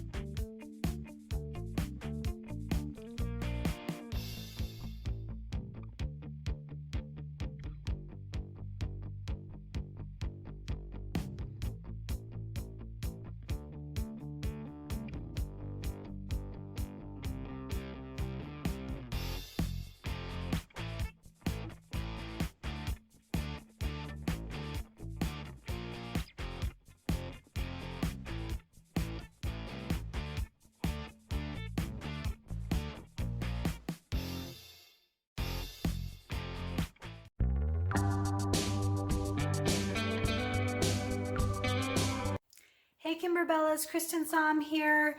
Tonight's challenge is our last pieced picture block, and it is called boot buttons. There's 2 blocks we're going to sew together, and like the others, it has very specific cut instructions. This one even more so than the others. So I've done a couple screenshots and imported some arrows and things to try and point out the parts that we need to be careful of. So our first block is boot button sock, and we're going to start with our fabric at 8.5 by 10.5. And this fabric, it's the like lime green with black dots. It's been discontinued. I was lucky that I still had some, but you could use anything that is kind of Halloweenish. They have a green with white dots and the green lattice and different things that would work just fine. So if you don't have this one. So 8.5 by 10.5, as always, back it with fusible stabilizer. And then you're going to want some batting. I cut mine to 7 by 9, I think. I use Warm and Natural. And then we have chenille pieces. So we're going to do chenille on this block. So we need 3 pieces of this little black with white dot and 4 pieces of the orange swirly. I don't know if that's what it's called, but that's what I call it. One of them I backed with fusible stabilizer because one of them we're going to put down as an applique piece, and the others are going to be chenille. So you do not want to back the chenille pieces, any of the 6 chenille pieces, with fusible stabilizer because we're going to specifically mess them up. All right, so that's for boot buttons. Our final cut size on it is 6.5 by 8.5. So we want a quilting design that's 6 by 8. I'm going to do plaid. I went ahead and designed mine with embroidery software and decided that I liked the plaid for this one. The second part of this challenge is the actual boot. So there's boot button and boot button sock. That longer one is the boot button sock, and we move it all the way down to the bottom, and then also pretty far over to the right. So much over to the right that we have to delete some of the steps to fit it in our hoop. So I'll go into that with details, but I'm using my 6 by 10 hoop on both of these. And so anyway, for the second one, it's boot button. And we start with a fabric that's 8.5 by 8.5 and 1 applique piece that's 6 by 6, and back it with a fusible stabilizer if you choose. I very much do choose to do that. And then batting. So that's it for that second block. Like I said, the first piece is 8.5 by 8.5. Our final cut size is 6.5 by 6.5. So we want a quilting design that's 6 by 6. So again, I did the plaid. So I'll go over all the cut instructions. One other thing I forgot to mention is you're going to want your tool from your embellishment kit. So we are going to add tool to the top of the, or the bottom of the sock, bottom of the sock, top of the boot. So anyway, last piece picture block, and then we work on the traditional block. So we're getting really far along. Good job, everybody. All right, let's get started.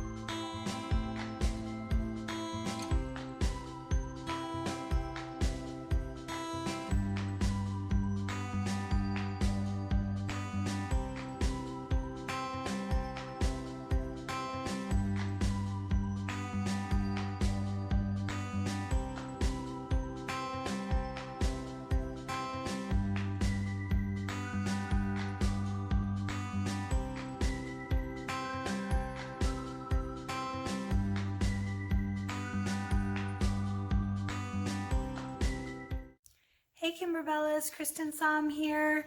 We are starting on section 2 today, getting pretty far in the Broomhilda quilt.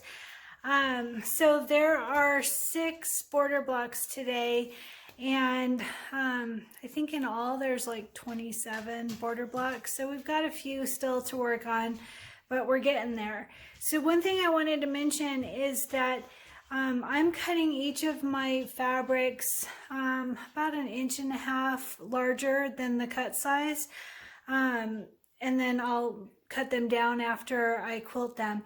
If you've already pre-cut your fabrics, that's okay, it's not a problem. So when we did the pinwheel blocks, we basically put down our batting and then did our placement line for the main fabric, and then you put the fabric right over that, and that works fine. Tape it in place, whatever works for you. Like I said, I'm cutting mine larger and then doing my quilting and then cut them afterward, but a lot of people like to pre-cut their fabrics beforehand, so that's not a problem. All right, so section 2, we've got parts of it done, and then we're going to start on our fabrics, or on our border blocks. So don't forget your batting for each of them. We've got, like I said, 6 of them, and I'll go over all of the cut sizes and other information. But anyway, let's get started. It's starting late today, but that's okay.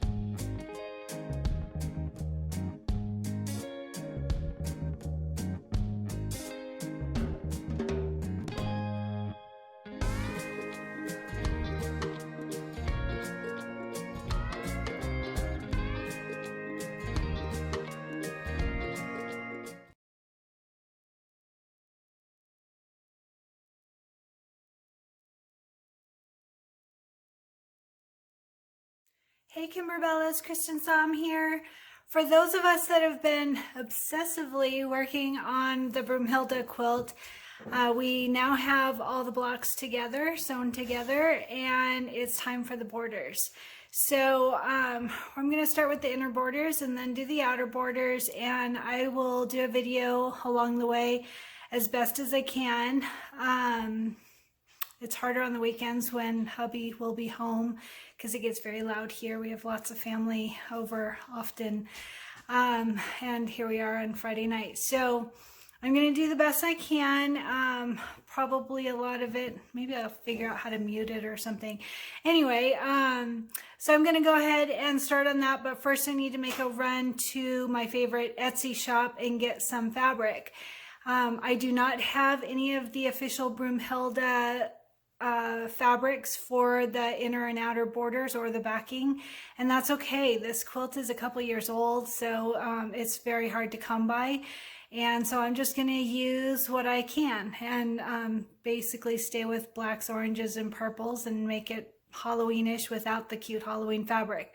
So it's all good. We'll do what works, and we'll work on the inner borders coming up soon.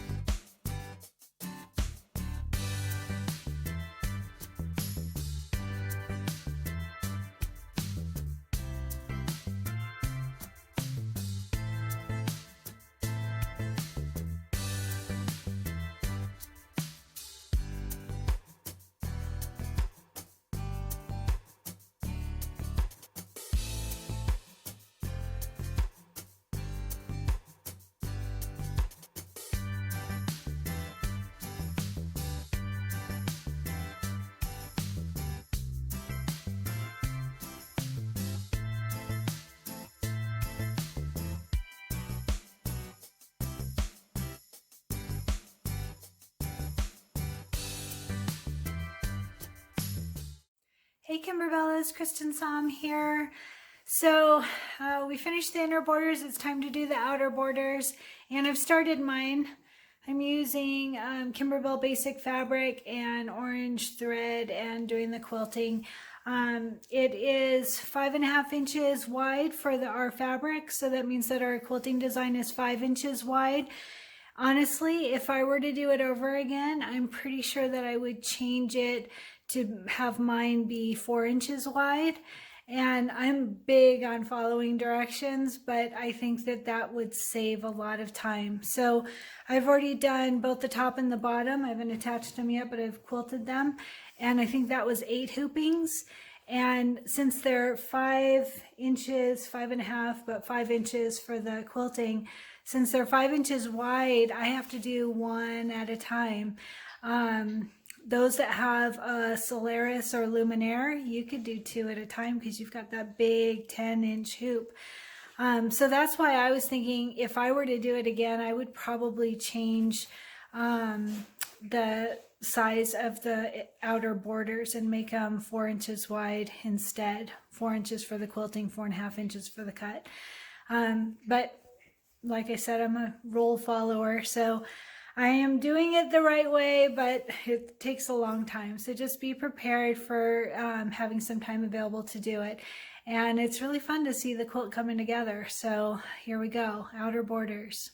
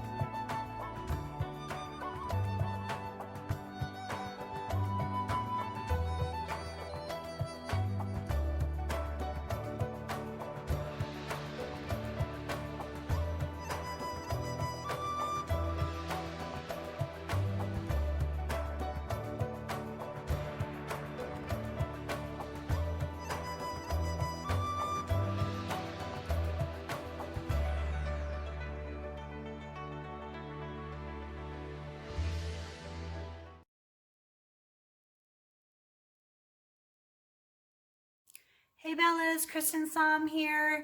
It's time to stitch in the ditch. So if you've already put your inner borders and outer borders on, it's time to stitch in the ditch. So a couple key things here, and I'll try to add some notes along the way, but a couple things is you want to start from the center and work your way out.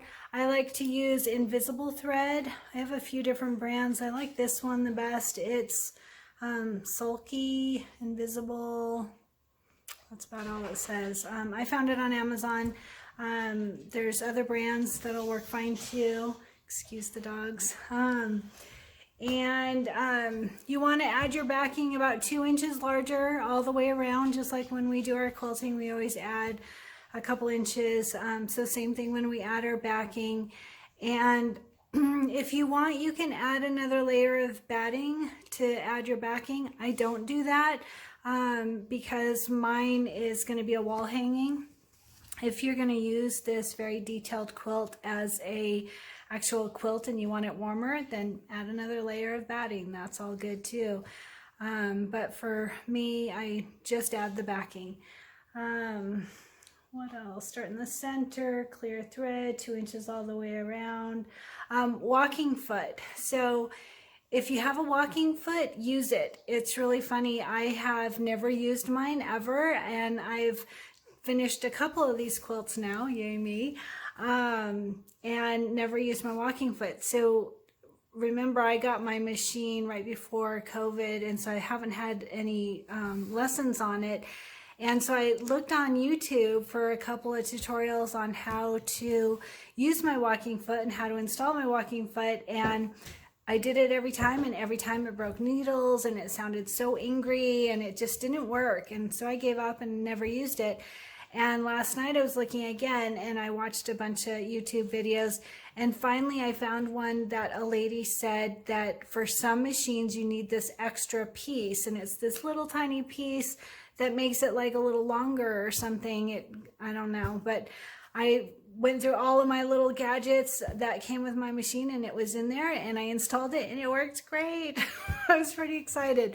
So I'm hoping that'll make it easier. I know that stitching in the ditch is difficult, especially if you have a small throat machine. Then it's hard to pull all that fabric through, and but it's a pretty quick process and saves about $260. I had my very first quilt I had quilted custom, and these Kimberbell ones you have to have custom quilted so that it goes around all the specialty parts of the quilt, and it costs $260 to do that. And that's when I decided to learn how to quilt as I worked on my quilt. And so it saves a lot of money, and then it's all you, right? You made your quilt, you did it all. So I think that's pretty cool personally. So anyway, time for stitching in the ditch, and if I think of any other tips, I will add them in the post. So let's do this.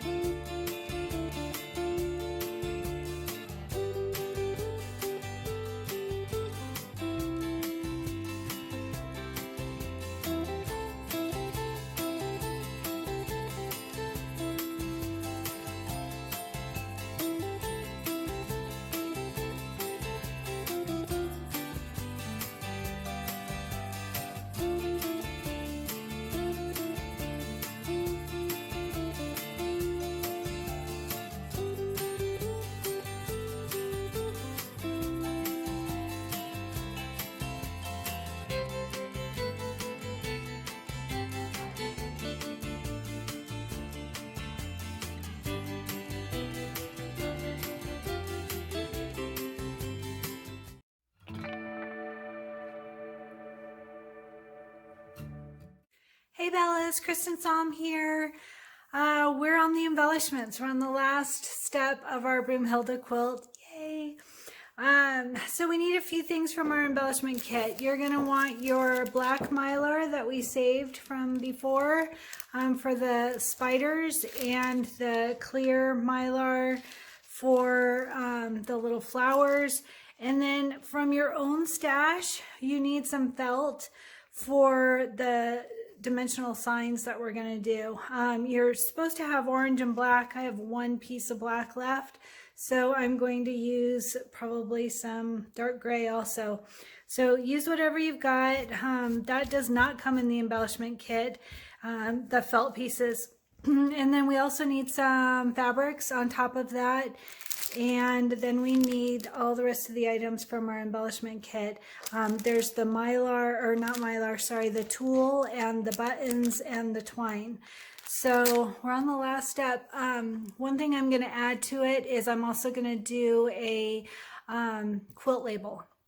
So I will, I picked out one from Kimberbell. In fact, it's the chenille boot that we did earlier on this quilt. I modified it just a bit to be able to make it a quilt label. I thought about doing like a roll of toilet paper, since it's a COVID quilt, and I decided to keep it with Kimberbell, and so I chose one of the items that's already on this quilt. So do whatever works for you. Basically, you just want something that will hold your name and date on there for years to come. So anyway, let's finish up this quilt. Very exciting.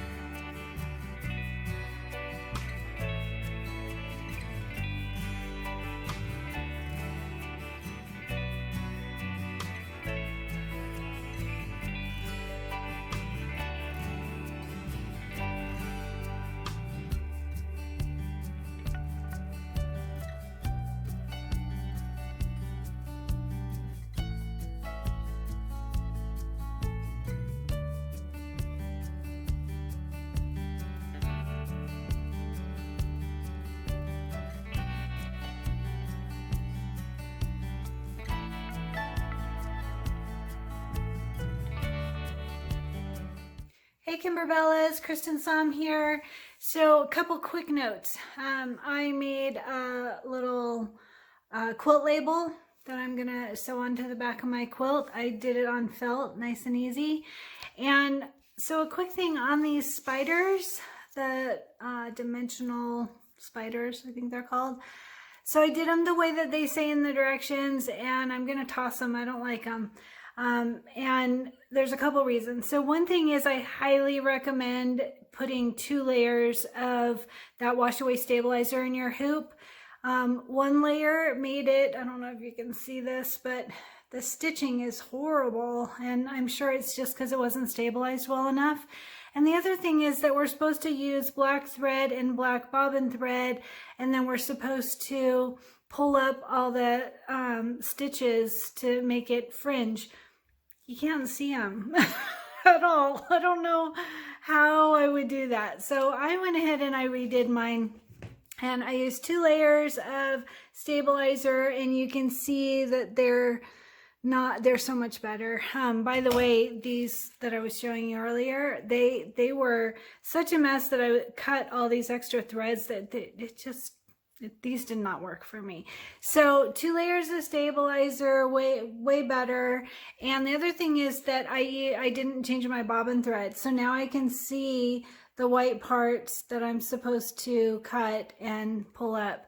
So that's for me, that worked better for me. The other thing is the felt signs. I'm not done with them, but these are super easy to do. And you got to just follow the directions on when to add the backing. It's basically like the second to last step or something like that. So very easy to do, getting really close to the finish line, but just wanted to point out, don't forget a quilt label. It's good to have your name on it for generations to come. And then stabilize these suckers really good. I did the flower ones too, also on 2 layers of stabilizer, and they came out perfect, no problems at all. That first set of spiders, just, they're horrible. They didn't look good to me at all.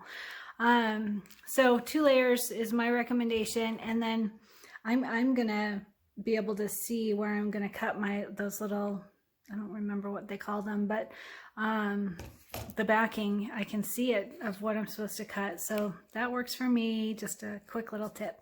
Anyway, I hope you're having a great weekend. We have snow here. I'm pretty excited. It actually snowed last night, and then by mid-morning it was already melted, but it's snowing again. Very little. Probably maybe even call it sleet, not snow, because it's just very little bit. But one of my rescue dogs is from New Mexico, and so she was running all around going, oh my gosh, this is the coolest thing ever. So that was pretty fun. So anyway, I hope you're having a great weekend and working on your quilt.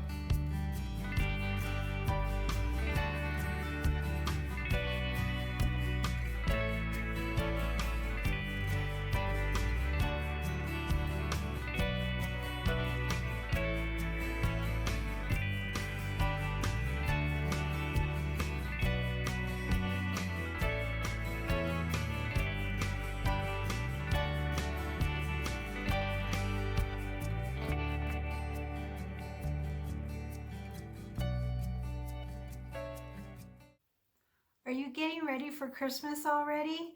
What's our next project after Candy Corn Quilt Shop?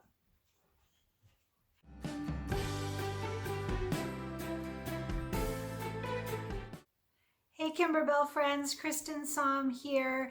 And yes, I am wearing a Santa sweater in August, and I'm doing this for you. So I have received questions of what we're going to work on after Candy Corn Quilt Shop, because I know a lot of people are getting excited about Christmas already. So we have a new sponsor, and we are going to do Candy Cane Lane, the bench pillow. And the sponsor for this project is Your Best Friend's Quilt Shop, and they are in Idaho, like I am. So I have never been up there. I hear it's, I think maybe 4 hours away from me, in Grangeville, Idaho, and just the sweetest gal. So she was the first to respond with this new quilt, bench pillow that's coming out. And so here's some information. It's called Candy Cane Lane. It's a bench pillow, and right now there are pre-orders going on. So I'm going to ask you that if you're going to do this project, please sponsor our sponsor, because that is what gives us our free tutorials, right? So I'm able to get sponsored by a quilt shop, and in turn I give them advertising, and so that they can get those pre-orders in and we can all have fun together with our tutorials. So what you need for this is the machine embroidery CD, the fabric kit, which does include the backing, and the embellishment kit, and then you can also get the optional thread kit. All of these items are available for pre-order right now at your best friend's quilt shop, and here is a link. I also have something cool. The owner is Christina, and she is going to provide you with a discount code here. This code will give you 12% off all of the items that you need for Candy Cane Lane bench pillow. And if you spend over $100 on your order, you'll get free shipping too. So please sponsor our sponsor. I think that's all the information I need. Your best friend's quilt shop. And like I said, she's already got the items listed as a pre-order. I think that they come out in September, October, I'm not sure, but hopefully right about the perfect timing for us to work on and finish our candy corn quilt shop quilt. So we're just jamming along with all kinds of fun stuff. And thank you to our sponsors. Also, if you look in the description of the video, right below the video, there is a description, and it's got links to everything that you could need and more information about the project. So check that out. And don't forget to subscribe if you haven't already.